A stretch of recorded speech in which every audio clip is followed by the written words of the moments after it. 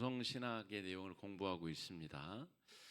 영혼 육으로 구성된 인간의 몸, 인간이라는 이해, 그리고 영의 역할은 예수님이 이 땅에 인간으로 오시면서 분명해졌다라고 말씀을 드렸습니다.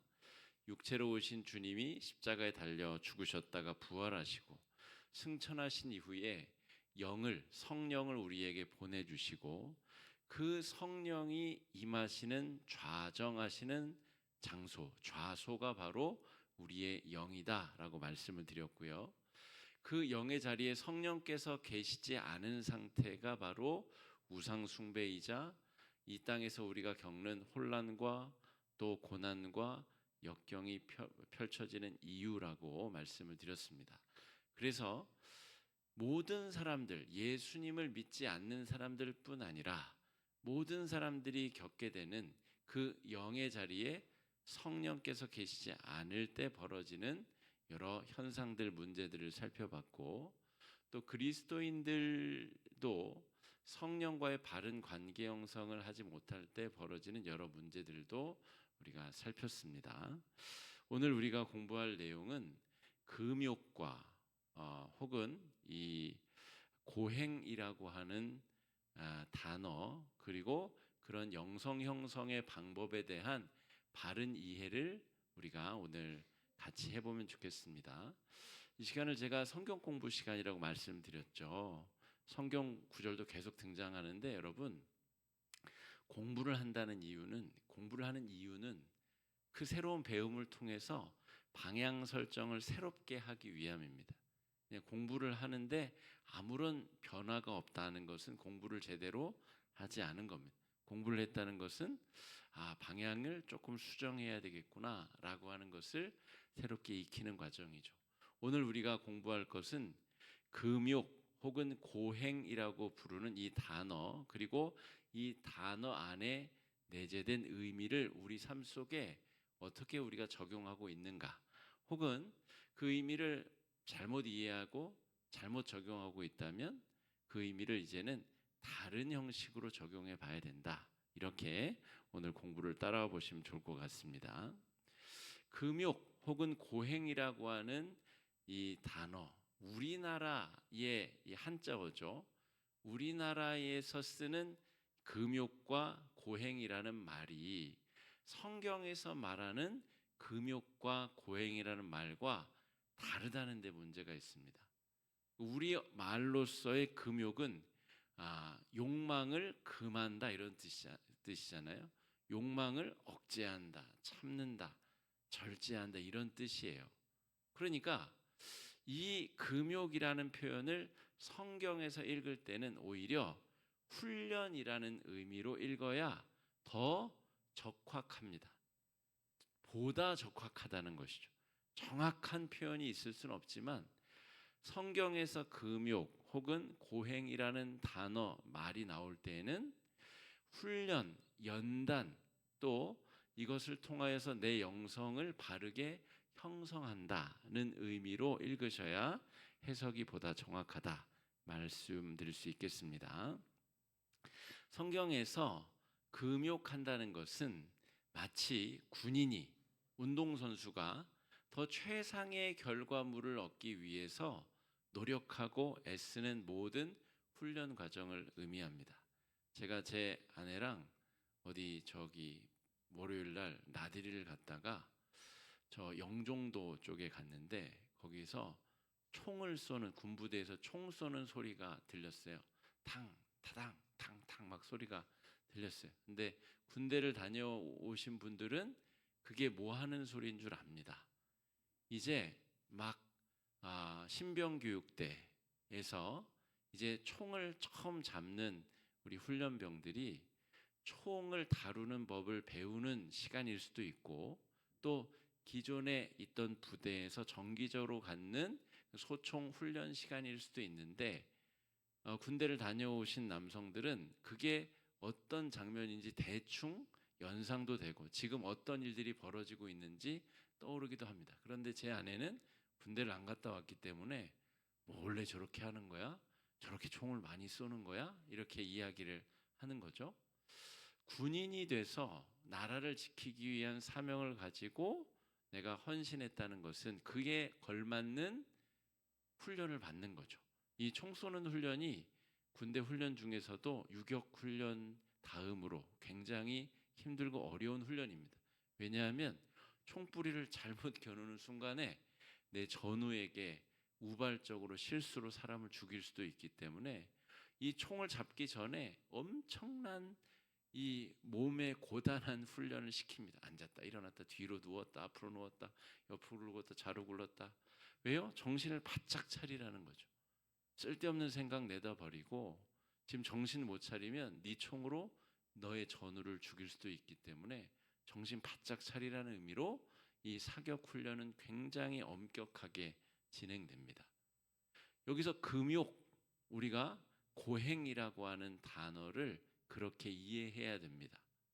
성경에서 말하는 금욕한다는 것은 우리가 그리스도인으로서 하나님의 자녀로서 더 아름답게 쓰임 받을 수 있도록 훈련하고 연단받는 것을 의미한다 말할 수 있습니다. 우리 태능 선수촌에서 훈련받는 우리 선수들, 국가를 대표하는 선수들은 그 뒤쪽에 있는 불람산이라고 하는 산을 거의 매일같이 오르락내리락 합니다. 뛰어서 올라갔다 뛰어서 내려옵니다. 맨정신으로 그게 가능할까요?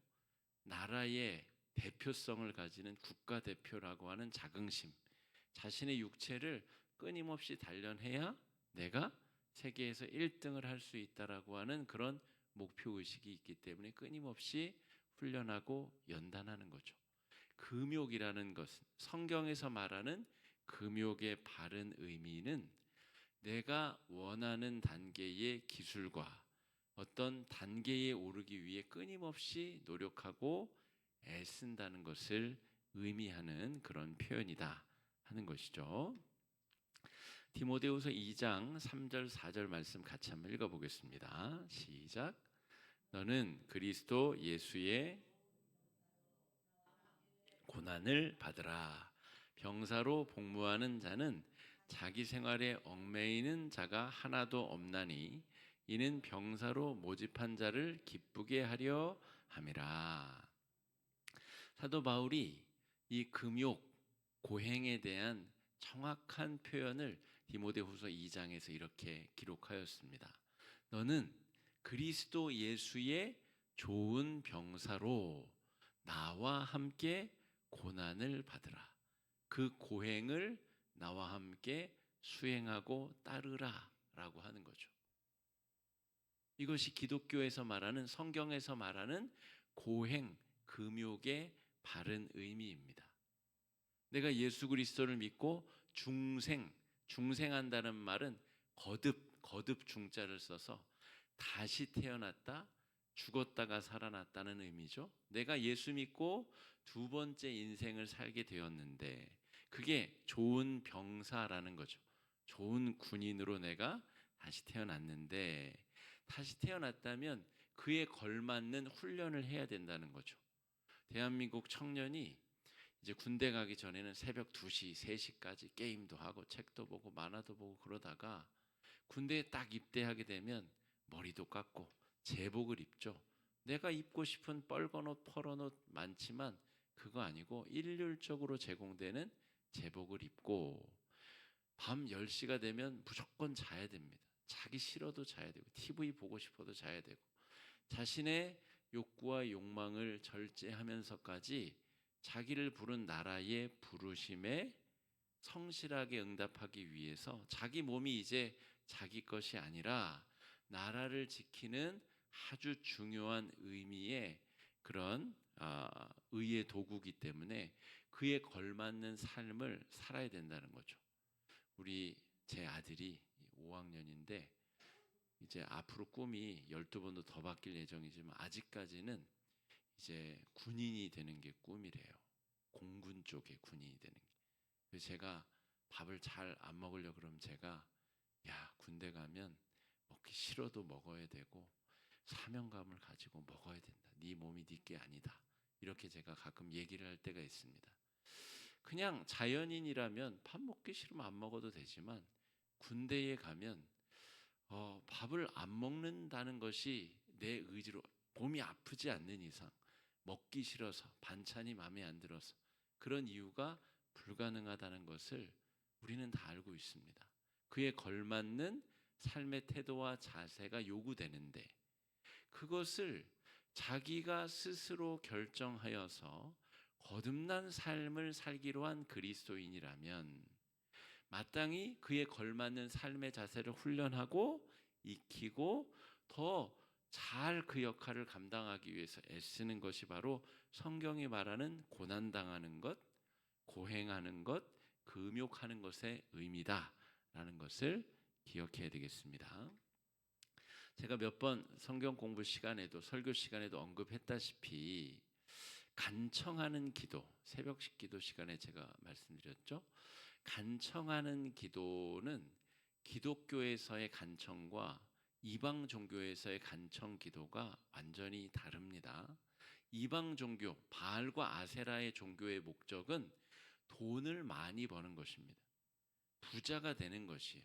당시의 세계관으로 지금으로부터 3,000년, 4,000년 전의 세계관으로서는 농사가 잘 지어지는 것이 그들에게 있어서 부자가 되는 길이었고 자기들의 신에게 기도하는 유일한 바는 제때에 비가 내려서 농사가 잘 되는 것. 이것이 바알과 아세라 종교의 특징이었고 하늘에서 비가 내리지 않으면 그들의 유일한 소망인 농사가 망치기 때문에 하늘에서 비를 내리기 위해서 자기 몸을 자해하면서까지 비가 내리게 하기 위한 협박을 일삼았습니다. 그게 이방 종교에서의 중언부언하는 기도, 간청 기도의 본질입니다. 열왕기상 18장 28절 말씀 같이 한번 읽어보겠습니다. 시작. 이에 그들이 규례가 따라 피가 흐르기까지 칼과 창으로 그들의 몸을 상하게 하더라. 물론 이 바알과 아세라 종교의 더 신학적인 내용을 따져 들어가면 굉장히 문란한 성적인 이야기가 들어 있습니다. 오늘은 그것까지는 들어가지 않겠습니다만 이렇게 하는 이유가 그런 이유라는 거죠. 무슨 수를 쓰더라도 내 목적을 이루기 위한 방법으로 신을 협박하고 자해하고 그러다가 심지어 목숨을 잃기까지 하면서까지 신을 협박하고 자기의 요청하는 내용을 강조하기 위한 방법이 이방인들의 간청 기도였다는 것이죠. 그런데 우리 멋진 그리스도인들이 이런 정도의 수준 낮은 자세로 하나님 앞에 간청 기도를 드린다. 새벽에 제가 간청 기도에 대한 이야기를 드리면서 간청하는 기도를 이야기하실 때 그 앞에 본문을 살펴야 된다고 말씀드렸죠. 그 앞에 본문이 바로 주님이 가르쳐 주신 기도입니다. 나에게 잘못한 자를 용서하여 주었사오니 저의 죄도 용서해 주십시오. 그 기도를 드리기 위해서 간청하라는 겁니다. 내 죄를 용서해 주십시오라고 하려면 이미 나에게 잘못한 사람을 다수를 용서해야 되는데 내 능력으로는 그걸 할 수 없잖아요. 그러니까 그 마음을 주십시오라고 간청 기도하라는 거예요.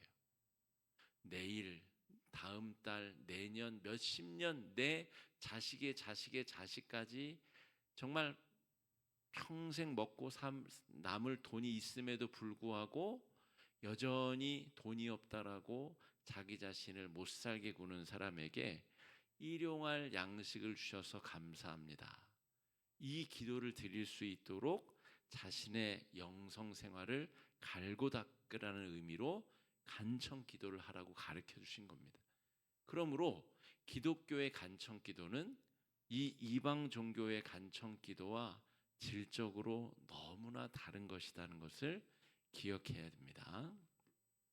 자, 우리가 지금 이야기한 대로 기독교에서의 금욕과 고행이라는 것은 이방 종교에서 말하는 금욕과 고행과는 아주 질적으로 차이가 있습니다. 티베트 불교라는 게 있어요. 티베트 불교주의 종교 행위 중에 가장 유명한 것이 오체투지 기도라는 거죠. 기도라고 하는 것은 뭐 제가 아는 모든 종교에 다 있습니다. 제가 모든 종교를 다 아는 것은 아니니까 거의 모든 종교에는 기도라는 행위가 다 있습니다. 자신의 소망함을 바라는 거죠. 바알과 아세라 종교에도 있고 모든 이방 종교에도 다 있습니다. 그런데 이 티베트 불교의 기도의 특징은 자신의 몸을 학대하면서 자신의 몸을 못 살게 굴면서 신에게 소망을 바라는 겁니다. 신체의 5군데가 땅바닥에 닿으면서 앞으로 조금씩 이동하면서 그들의 성전까지 가면서 드리는 기도가 오체투지 기도입니다. 신체의 5부위가 반드시 땅에 닿아야 돼요. 그러면 1m 가고 1m 가고 그렇게 수십 킬로를 이동해 가니 그 종교적 열정은 정말 칭찬할 만하죠. 그런데 그렇게까지 해서 그 신을 감동시켜서 나에게 내가 바라는 바, 불교적으로 말하자면 마음의 모든 풍랑을 없애는 것이 되겠죠. 그런 것이 없어진다면 여러분, 그것은 누구의 공로일까요? 내가 노력해서 얻은 것이겠죠. 그죠? 그런데 기독교에서조차 기도를 그런 마인드로 하는 성도들이 적지 않다는 거예요. 여러분, 제가 사순절 기간 동안에 금욕하시지 말라라고 안내를 드렸고 그렇게 말씀을 드렸습니다.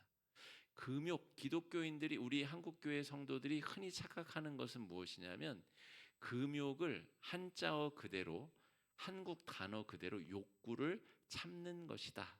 그래서 40일 동안 내가 커피를 끊어봐야지, 내가 초콜릿들을 너무 좋아하는데 초콜릿들을 내가 금식해봐야지, 드라마를 끊어봐야지, 영화를 끊어봐야지, 그렇게 해서 궁극적으로 원하고자 하는 속셈이 뭐냐면 내가 예수 그리스도의 고난에 보탬이 되고 싶다는 거예요. 내가 노력해서 예수님의 십자가를 조금이라도 가볍게 해주고 싶은 그런 갸륵한 마음이 있다는 거죠. 그런데 여러분, 신학적으로 논리적으로 한번 생각해 보세요. 예수 그리스도의 십자가를 나의 노력으로 조금이라도 가볍게 할 수 있나요? 그게 신학적으로 바른 논리인가요? 절대 그럴 수 없죠. 바꿔 말하면 내 노력으로 내 죄를 조금이라도 덜어내고 싶다는 마음에 불과합니다.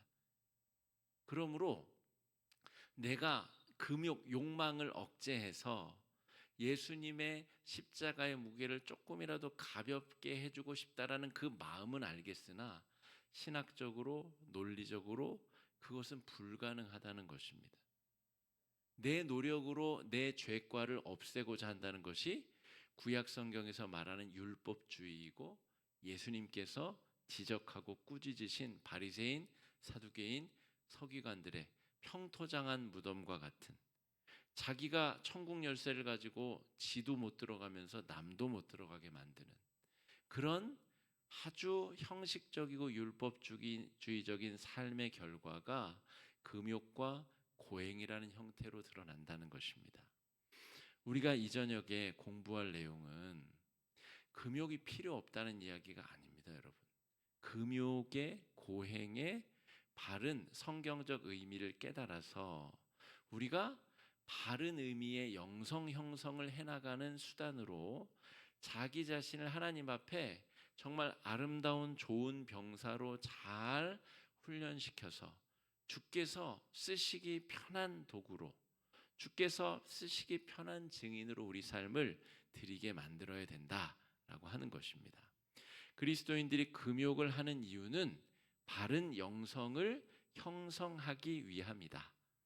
여러분, 내 욕망을 억제해서 내가 예수님의 십자가의 노력을 조금이라도 보태야 되겠다, 보탤 수도 없을 뿐더러 바르지 않습니다.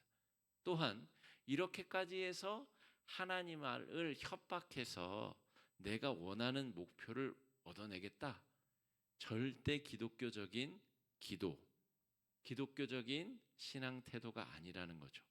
영성을 형성한다는 것은 만들어간다는 것을 말하는데 이 금욕과 고행을 통해서 내 영성을 만들어 나가는 수단인 것입니다. 내가 운동선수라면 기술을 습득하고 훈련을 반복해서 내가 어떠한 상황에서도 자유자재로 기술을 구사할 수 있는 능력을 얻는 것이 영성 형성이라고 볼 수 있어요. 금욕과 고행은 그러한 과정의 일환이다. 여러분 여기까지 이해를 하셔야 기도를 하든 말씀을 보든 모든 우리의 영성 형성 과정을 일원화시키고 집중화시킬 수 있다는 것을 기억해야 됩니다. 자, 예를 들어 보겠습니다. 삭개오는 누가복음 19장에 예수님이 삭개오를 만나시는 장면이 짧게 나와 있지만 깊은 이야기가 녹아져 있습니다. 영성 형성에 대한 아주 깊은 이야기가 녹아져 있어요. 제가 삭개오에 대한 설교를 하면서 아마도 곱사등이나 단신증 환자였을 것이다. 난장이었을 가능성이 높습니다. 저는 그렇게 생각합니다만 어디에도 자세한 설명이 나오지 않기 때문에 꼽추라고 말해도 그게 맞을 수 있고 난쟁이라고 말해도 그게 맞을 수 있습니다. 어쨌든 키가 너무 작았는데 사람들이 그를 정상인이라고 여기지 않았다는 것이죠. 그래서 삭개오는 비상한 머리를 가지고 있는 그 특징을 활용해서 남들보다 우위에 설 수 있는 직업을 선택했고 그게 바로 세리였습니다.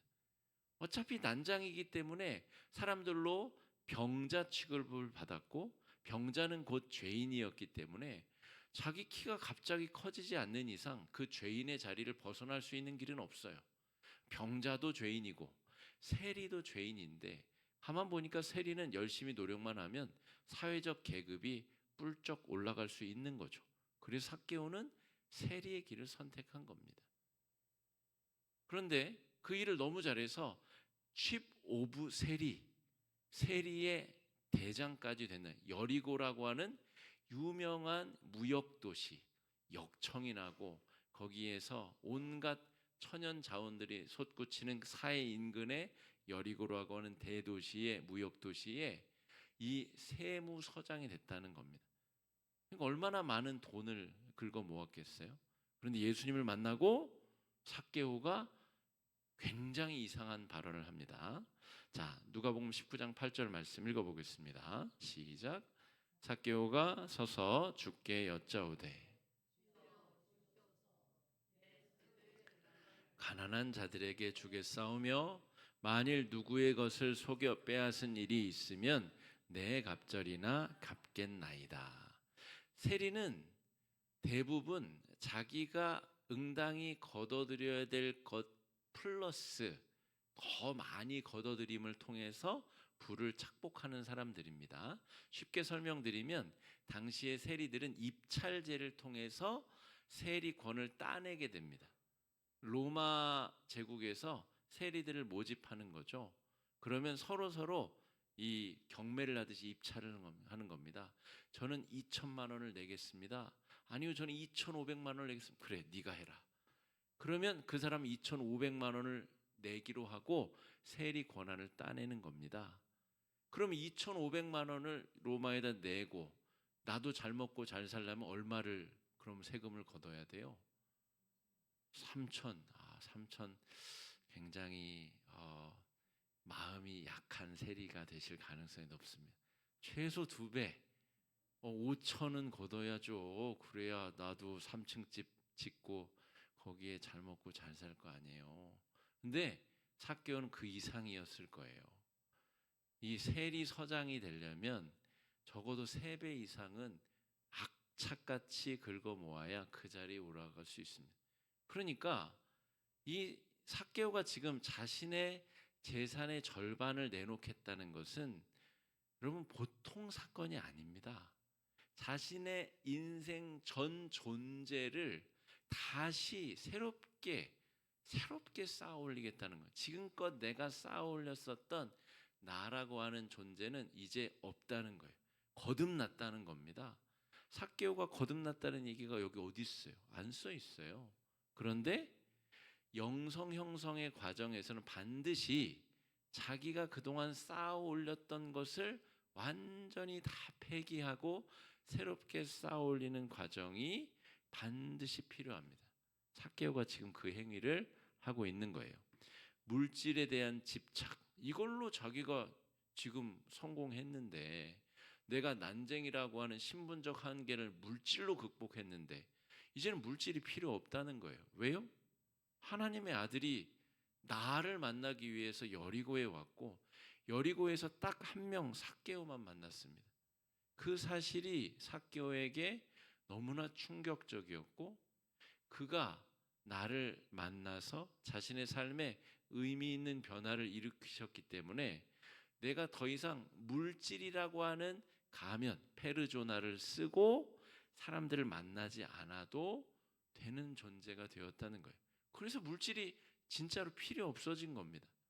그리고 절반을 나눠주고 속여 빼앗은 것의 4배를 돌려주면 아마도 재산은 빵이 될 가능성이 굉장히 높습니다. 그리고 세리장의 지위에서도 이제 내려오게 되겠죠. 억지로 늑탈하여 뺏을 수 없으면 어떻게 그 자리에 있을 수 있겠습니까? 그러니까 삭개오는 자기가 가진 모든 것을 대가로 지불하고 예수로 말미암아 거듭난 사람이 되었다는 것이죠. 이게 바로 고행과 또 우리가 연단이라고 하는 것의 바른 의미입니다.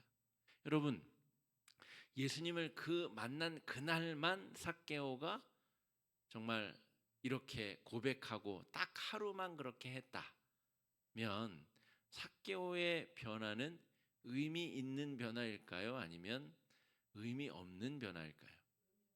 다시 돌아간다면 그게 하루짜리 구원이면 하루만 구원을 받나요? 어떻게 우리가 구원파 이단, 우리 박옥수 씨를 비롯해 요즘에 정말 이단들이 기독교의 명예를 너무너무 우리는 인정하고 싶지 않지만 세상 사람들이 볼 때는 땡땡 교회라 그러면 다 기독교라고 생각하기 때문에 덩달아서 도매급으로 우리까지 다 정말 그렇게 넘어가 버리는 현실이 너무 참 아쉽지만, 이 구원파 이단의 특징, 신학적 이 이단의 특징이 그것입니다.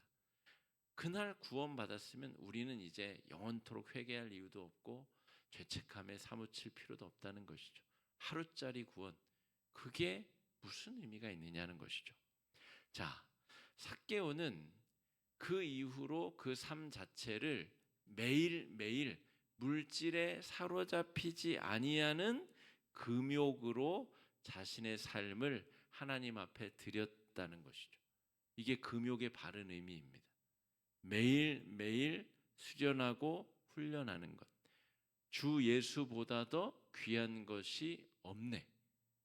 정말 우리 인생에 예수 그리스도보다 귀한 것이 없는가? 제가 자꾸 문제 제기하는 저 명성교회 김땡땡 원로 목사님, 자기 아들이 예수님보다 더 귀한가? 그런 의문이 들어요. 자기 아들에게 막대한 권한과 재산을 물려주는 것이 예수보다 더 귀해졌나? 예전에는 그렇지 않았다고들 하는데 지금은 누가 봐도 그런 것 같아요. 그러면 그분의 신앙은 과연 바른 영성 생활을 하고 있는 것인가? 저는 그렇게 보기가 어렵습니다. 그분이 지금 보여주고 있는 삶의 행태는 그가 평생 어떤 영성을 형성해 왔는지를 드러내 보여주고 있는 것이죠. 주 예수보다 귀한 것이 있네 보니까. 그러니까 그렇게 행하는 거 아닌가? 라고 생각할 수밖에 없지 않겠어요?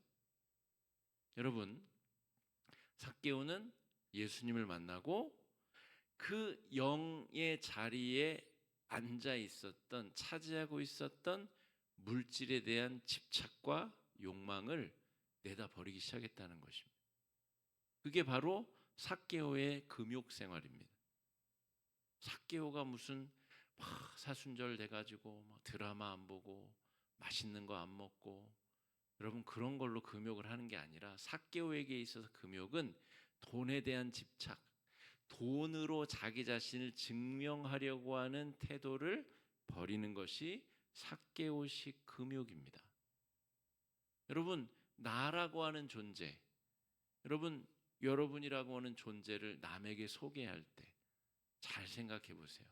자기를 뭐라고 소개하는지, 자기가 가장 자랑할 수 있는 부분, 자기의 가장 두드러지는 부분을 드러내서 자랑하겠죠. 돈이 많은 사람은 무슨 회장 누구누구, 공부를 많이 하시는 분들은 무슨 박사 누구누구, 의사인 사람은 자기 직업으로, 변호사도 그렇죠. 여러분, 그것이 과연 나를 드러내는 바른 설명인가? 주 예수보다 귀한 것이 없다라고 할 때 나는 다른 것으로 나를 잔뜩 포장해서 나를 설명하고 있지 않나. 삭개오에 있어서는 물질이 그건데 삭개오는 물질을 버렸다니까요. 예수님 만나고 그 밤에.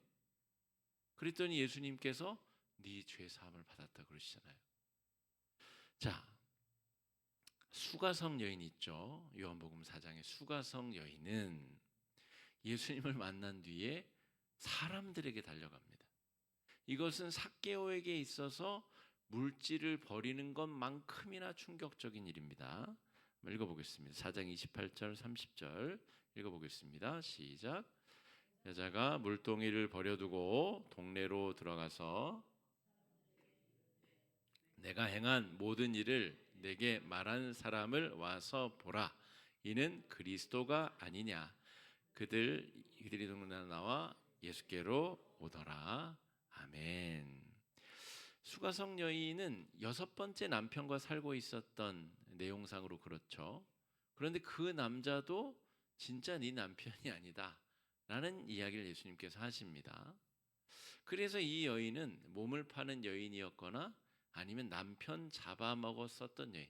우리가 옛날 표현으로 부르면 그렇잖아요. 결혼만 하면 남편이 죽는, 그래서 남편 잡아먹는 박복한 여인, 혹은 여러 남성과 금전적 거래를 통해서 이 관계 맺는 여인, 여러 가지 해석이 가능합니다.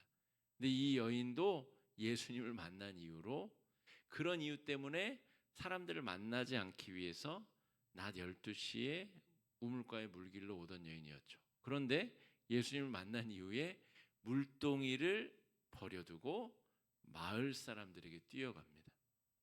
자기 자신을 바라보던 눈이 완전히 달라진 거죠. 이 사람은 이제 관계 안에 자신을 오염된 눈으로 바라보는 사람들에 대한 편견과 부끄러움과 죄의식 없이 사람들을 만나고 있다는 것입니다.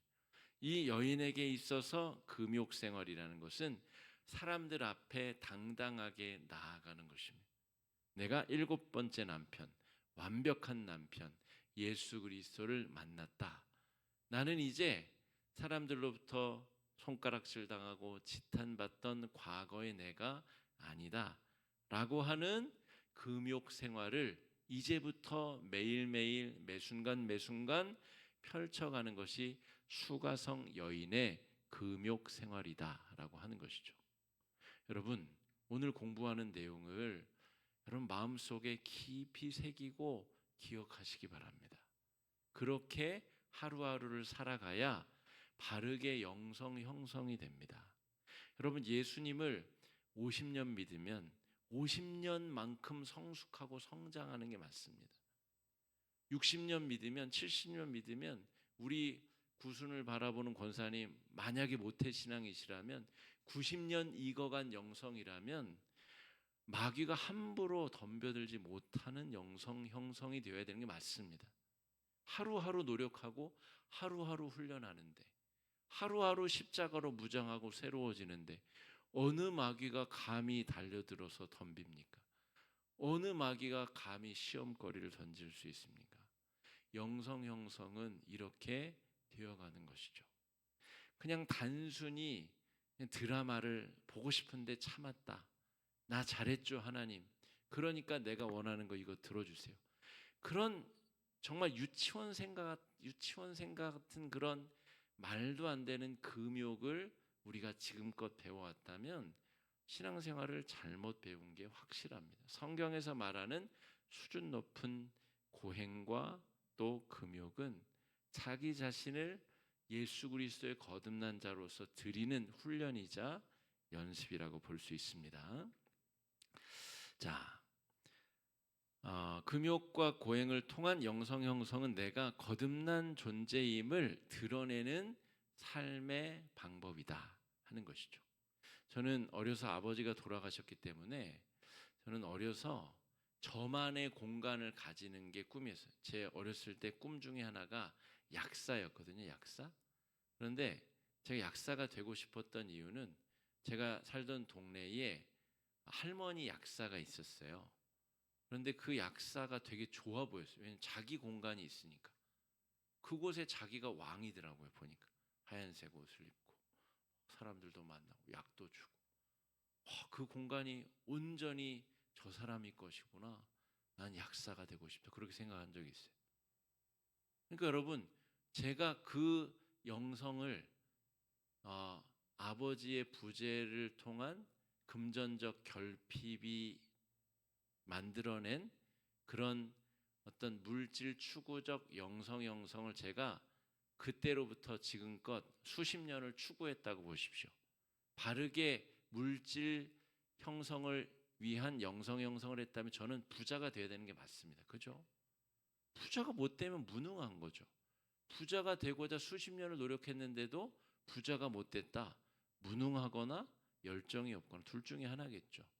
그러니까 저는 그 영성 형성을 했으면 약사라는 꿈은 바뀌었을지 몰라도 뭐 사장이 됐거나 아니면 뭐 회사를 여러 개 거느린 회장이 됐거나 그랬어야 맞겠죠.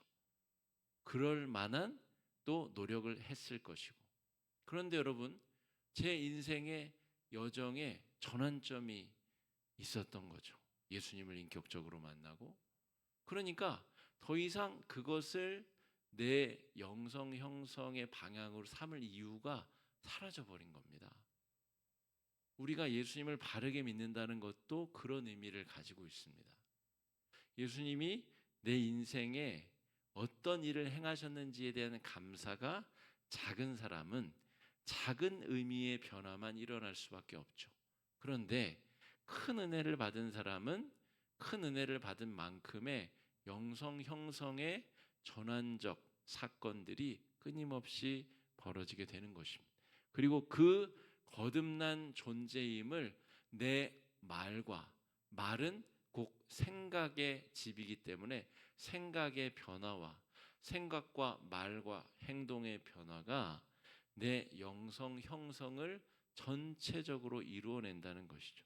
그게 우리가 지금 공부하고 있는 영성신학의 전체적인 내용입니다. 여러분, 우리가 새벽 예배를 제가 강조하죠. 강요하진 않습니다. 그거 안 하면 막 고문한다고 하거나 그거 안 하면 막 천국 못 간다고 협박하거나 그러진 않습니다. 대신에 제가 목회하는 우리 교회에서의 다른 번잡한 신앙 행위를 다 잘라내는 방법을 통해서 이게 중요하다는 강조를 하고 있습니다. 어떤 분들은 우리 교회는 뭘 너무 안 한다고 여길 수도 있습니다. 행사도 안 하고 부흥회도 안 하고 뭐 별것도 안 하는 것처럼 보일 수도 있지만 매일매일 365일 우리 1월 1일은 송구영신 예배가 1월 1일의 말씀 묵상 내용이고 주일은 주일 설교가 그날의 말씀 묵상 내용이고 나머지 월요일부터 토요일까지는 그날의 새벽 말씀이 묵상 말씀이 그날의 양식입니다. 이게 가장 중요한 영성 형성의 방법이기 때문에 다른 것들을 줄이는 한이 있더라도 이것을 강조하는 것이죠. 하루를 말씀 묵상으로 여는 것이 우리가 오해하고 있는 금욕 또 고행의 내용이라는 것이죠. 우리는 그 훈련을 통해서 내 영성을 바르게 형성해가고 있는 신앙 공동체에 속해 있는 사람들입니다. 여러분, 우리 화곡중앙교회는 이 말씀 묵상을 통한 영성 형성을 가장 첫 번째로 여기는 신앙 공동체, 신앙 집단입니다. 여러분, 뭐 다른 걸 강조할 수도 있겠죠. 그런데 우리 교회는 이것을 가장 중요시 여기고 가장 우선시 여긴다 하는 것이죠. 아마 새벽 예배 진행도 다른 교회와는 좀 차이점이 있습니다. 본문을 읽고 1분 정도를 개인적으로 다시 읽으라고 하죠. 아마 새 가족들은 이해가 잘 안 되는 부분들도 있을 겁니다. 그냥 설교자가 설명하는 설명의 내용을 이해하는 시간이 아니라 나에게 부딪히는 말씀이 나를 읽도록 하려면 그 1분간의 시간이 반드시 필요합니다. 다른 누군가 아니라 반드시 나에게 주시는 그날의 기도 제목이 있고 나에게 말씀을 걸어오시는 성령의 요청이 있기 때문에 그 요청을 민감하게 알아차리라는 의미죠. 그래서 말씀 묵상으로 자신의 삶을 계속해서 열어나가는 금욕 생활을 우리가 그칠 수 없는 것입니다. 끊임없이 이 노력을 통하여서 우리의 영성을 형성해 나가야 되는 것입니다. 이것이 제가 말하는 바른 금욕 생활입니다. 바른 고행 생활입니다. 자, 말씀을 읽으면 제가 3가지 기도 제목을 얻어야 된다라고 새벽마다 말씀을 드리는데, 첫 번째는 회개입니다. 저도 오늘 하나님께 회개할 기도 제목이 있었어요. 여러분에게는 말씀드리지 않을 겁니다. 부끄럽기 때문에. 그런데 하루를 살다 보면 반드시 회개할 거리가 있어야 돼요. 하루를 살았는데 회개할 게 하나도 없다. 굉장히 교만한 인생입니다. 말씀 앞에 살지 않았거나 말씀 앞에 자신을 끊임없이 세웠는데도 회개할 게 없다. 자기가 무한한 존재라고 하나님과 동급이라고 착각하는 사람이죠. 반드시 하루에 일용할 말씀을 묵상했으면, 그 말씀을 가지고 하루를 살았으면 반드시 회개할 거리가 생기는 것이 정상입니다. 그 기도 제목을 하루 동안에 반드시 찾아내야 되고요. 그래야 바른 영성 형성이 됩니다. 애가 맨날 단 것만 먹고 사탕만 먹으면 여러분 애가 어떻게 될까요? 소화 당뇨에 걸려서 멀지 않아 천국 가겠죠. 여러분, 회개가 우리에게 꼭 필요한 영양소, 꼭 필요한 자양분입니다. 내가 유한한 존재임을 기억하고 깨닫는 아주 중요한 나의 영적 자양분이라는 것을 기억해야 됩니다. 그 다음에 2번째가 감사의 기도 제목인데, 하루를 말씀하고 씨름을 했는데 감사의 제목이 하나도 떠오르지 않는다. 그것도 문제가 있는 영성생활입니다. 하나님 앞에 바로 서 있지 못한 상태, 자기 자신을 바르게 인식해야 되죠. 감사의 기도 제목이 반드시 도출되어져야 되고, 3번째가 간구의 기도 제목입니다. 여기서 간구는 노력하지 않은 대가를 얻고자 하는 불안당 같은 기도여서는 안 되고, 주님이 가르쳐 주신 기도의 모형에 맞게 아버지의 이름이 영화롭게 되기를 원하옵나이다. 또 내가 나에게 잘못한 사람을 용서하기를 원합니다. 일용할 양식을 주심을 자족한 줄로 알게 되기를 원합니다. 주님이 우리에게 가르쳐 주신 기도의 내용과 부합하는 간구가 반드시 우리 가운데 있어야 됩니다. 여러분, 이게 쉽지 않기 때문에 매일 노력하는 겁니다. 매일. 가끔 한 달에 한 번쯤 회개가 된다. 영성생활을 처음부터 다시, 기초공사를 다시 다 허물고 처음부터 다시 해야 됩니다. 몇십 년을 예수를 믿었든 몇십 년을 교회를 다녔고 우리 부모님이, 할머니, 할아버지가 교회를 10개, 20개를 세웠든 아무 상관없습니다. 처음부터 다 부시고 기초공사를 다시 해야 됩니다. 영성 형성이 완전히 잘못되어 있는 겁니다. 그러므로 여러분, 우리 교회가 지금 지향하고 있는 영성 형성의 이 고행과